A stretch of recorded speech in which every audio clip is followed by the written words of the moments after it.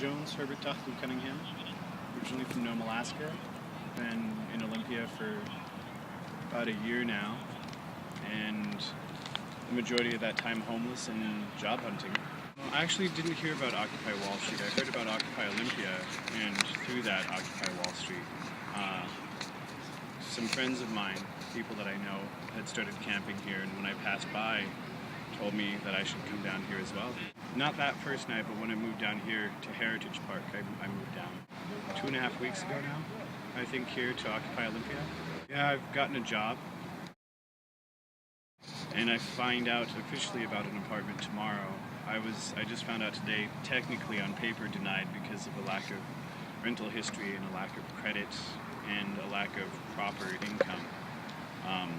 But they're going to speak to the owners of the complex tomorrow and see if they can't possibly get me in anyways. Housing Authority is going to help me with my deposit and stuff, so there's still hope that I could get into it. I've stayed at the Salvation Army before, and I found it to be unpleasant, tantamount to being in prison almost. You're required to be there at a specific time, you're required to leave at a specific time, and you actually can't leave before that time. Otherwise, you're evicted from the property, unless you have special permission from the staff members. And the staff are quite unpleasant. They talk down to everybody. The general demeanor, not necessarily being completely diminutive, but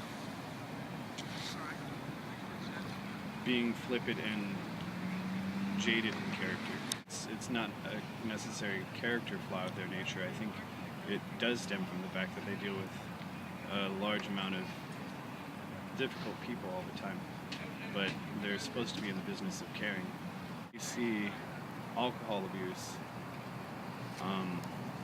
I wouldn't say necessarily rampant, but a good majority. There's a sense of not wanting to rock the boat. It's uncomfortable enough to live there without causing problems within the interpersonal interactions. So I just kind of didn't say anything.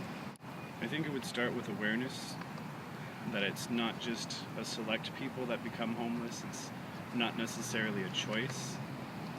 That anybody, a majority of people are one or maybe two paychecks away from being homeless. So being aware that the potential exists for everyone, and then extending that awareness into the action of actually caring, and building community. Not just community when you're my neighbor, I'm your neighbor, this is our neighborhood, but actually a community of people that go, hey, you know what, we actually care, and do something about it. If that's a group of people getting together and saying, we found an abandoned house, let's fix it up and give it to people to live in, or building owners to say, I have a spare building, why don't you guys use it, or churches, or anything along those lines, just caring enough to